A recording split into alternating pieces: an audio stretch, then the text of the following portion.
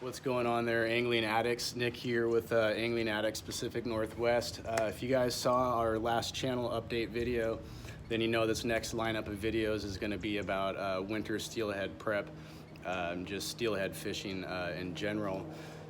So I was racking my brain kind of trying to figure out where would be like the best place to start, and going back and looking at some of the comments that we get on some of these videos, it seems a lot of people have asked about rods and what kind of line and braid and things like that. And so being that I look at us as a fishing community here, I don't want to just take off running and leave some of these people behind that are still, like, maybe this will be their first year of actually getting into doing some steelhead fishing and don't have the gear and don't really know the direction to go when it comes to rod selection. So we'll just jump into get you guys on the right kind of equipment to use out there. I've brought a couple of rods with me so you guys can see those and kind of like point you guys in the right direction so you guys can get the right gear, get out there and have better hookups and better success with the fish. So, all right guys, so I think one of the first things that we're gonna jump right into is the tags on these and what they actually mean. So I do have a couple of Lamiglass rods up here, but by no means am I promoting the Lamiglass product in any form or fashion. This just happens to be what I have on hand right now and what I've been using recently. So when it comes to these tags, as you can see on there, it's gonna see, you can see that it's a rod that's 9/6. It says on here 8 to 12 pound line, and 1/4 ounce to 3/4 ounce. That's actually like lure weight. And over here on this Lamiglass red line, the one's 9/4 and it's rated for 8 to 12 pound, also 1/4 ounce to 5/8 ounce on this one. And my Cabela's Pro Guide rod, which I love, is rated 10 to 20 pound test and lure weight 1/2 ounce to 1.5 ounce. And so obviously the length of the pole is self-explanatory. When you're coming to the line weight, I would say honestly that's more of a preference. If it says that here it's rated for 8 to 12 pounds, you could throw 20 pound line on there and be totally fine. You could throw 4 pound line on there and be totally fine. It's more of just a general guideline to go by, but what is a bit more important on the rods that actually show you the lure weight specs is, I would say maybe about 3/4 of the way up in between that little scale. If they say on this, 1/4 ounce to 3/4 ounce, you go about 3/4 of the way up in between that range, and you're probably going to be right at the peak performance for casting for that rod. So that part is kind of crucial.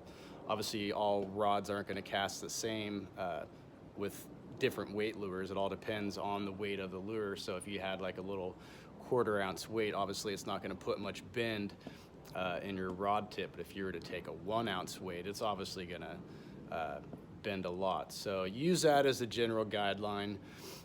Don't use it as just written law, written rule. The next thing will be for rod lengths.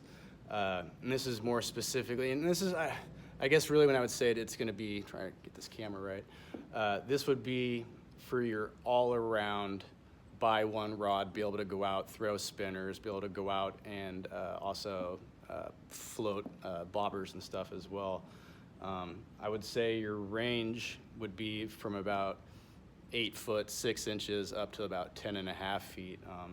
Obviously the ones we have here are 9/4, 9/6. I would say for you guys that are local, that's probably about the best range that you can get, because it's going to allow you to do casting with the lures and whatever, and then also doing, like I said, the bobbers and stuff. And so it's actually like a right in the middle, perfect length to have. That little bit longer, especially when you get up to the 9/6, gives you the ability to mend your line a little bit easier, and that's really what it comes down to when you're out there floating, because then you can get a better presentation. And really maybe to finish off the rod, people have asked about the selections between light, medium heavy, and so on. And so my recommendation, and it's how I usually select my rods, is I stick with the medium, because it gives a good flexibility. It's got some nice backbone to it, but it also, oh, I'm trying to figure out this camera, but it's also going to give you the good hook sets that you're looking for. If you go anything less than medium, it's going to be harder to feel those strikes or those hits, and it's definitely going to be a lot harder to get hook sets. And so I would definitely say medium's the way to go, probably up there the 9.4 to 9.6 range, and maybe something that will maybe do a rating up to 20 pounds for line.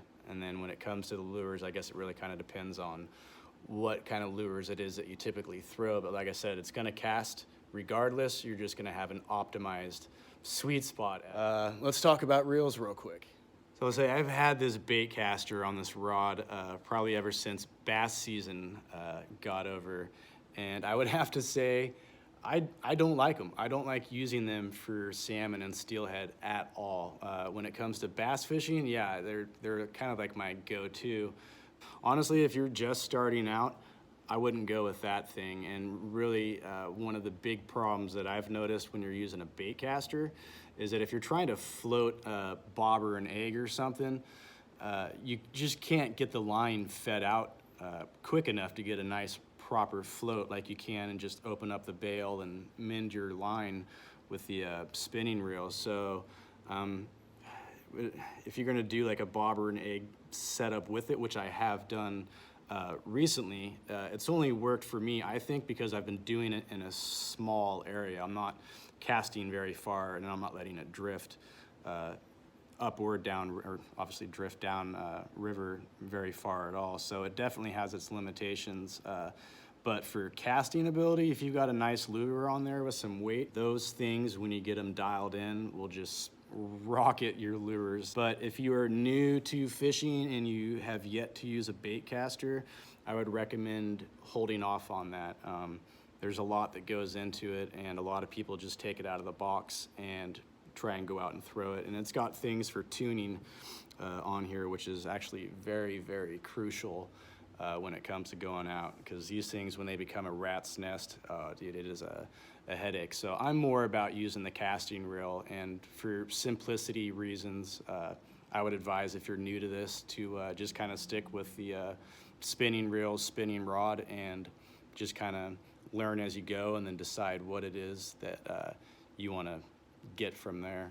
So when it comes to spinning reels, you'll notice on all of them that it has specs that will tell you what preferred line is to go on these reels. And so if you see here, it's telling you mono, so your monofilament or fluorocarbon. It's going to show you pounds and then yards. So it's showing you that you can put on 8-pound test and have it come up to 285 yards worth of line. So you can go through and see what the ratings are. When you get to 10 pounds, it drops down to 230 yards. So obviously the higher that you're going to be going in weight, weighted line, the less you're going to be able to put on here. What's nice on some of these newer ones is it actually shows you for doing braid. So on this one, we've got 10 pounds at 320 yards, 14 pounds at 280, 20 pounds at 200 yards, and so on. Now, one thing I'll add about the specs when it comes to the line, you've got to really pay attention to that, and it's actually really important. It's really easy to overline your spool, and it ends up wreaking havoc down the road. You'll end up getting just rat's nests, and yeah, really crucial to pay attention to that part. If it says that it can handle something, stick to that. And if it's way below what it is that you're looking for, then the reel is probably too small to begin with. All right, another one I've been asked from some of you guys is what kind of line? Should they go braid? Should you go with a fluorocarbon, straight mono? As you can see here, I've got braid on my reels. These all have 30 pound on it, and 30 pound is usually what I stick with when I'm out here doing salmon and steelhead, because it seems to be right about that perfect weight. 30 pound seems to really hold up, get the job done. Being that it's braided line, it doesn't bend or stretch out, and so you get a much better hook set. Braid is a way to go. You're going to get the most bang for your buck. It's going to last the longest. It's going to put up with the most amount, and really you get I think, in my opinion, you get the best results from it. So We've covered the rod, we've covered the reel, we've covered the line. I really think that's kind of it. So doesn't matter if it's graphite or fiberglass, looking for about 9.4 to 10 foot range, probably with a rating up to at least 20 pound when it comes to your line. But like I said, those are more recommendations. It's not a guideline to go by. When it comes to your reels, definitely pay attention to that so you're getting something that can handle the type of line that you want to be able to put on there. Honestly, if I could recommend something, it would probably be like this Fluger that I've got on this rod right here. I've been using that one for the last year, and it has been good to me. And as soon as I threw out my first cast with it, I remember like, oh, this is the reel that I want. So yeah, that worked out really well. If you guys have any questions about gear selection or this or that, leave comments down below. I'm always quick to try and get back on them, and it's been really cool to see some of the other subscribers and viewers chiming in and helping people out. That's what it's all about, is getting guys and gals out here with the right equipment and the right knowledge, and to be able to go out and be successful. Because like I said, we all share this passion. So hopefully this video will get some of you guys caught up to speed, and you can go out there and get the right gear selection, and we can continue to truck along with some of these videos. We'll start working on another one and just start banging these things out for you guys. So when the Steelhead do get in here, which will be soon, you guys will have that additional knowledge to kind of go out there and hopefully be more successful. So until next time, guys, we'll see you later.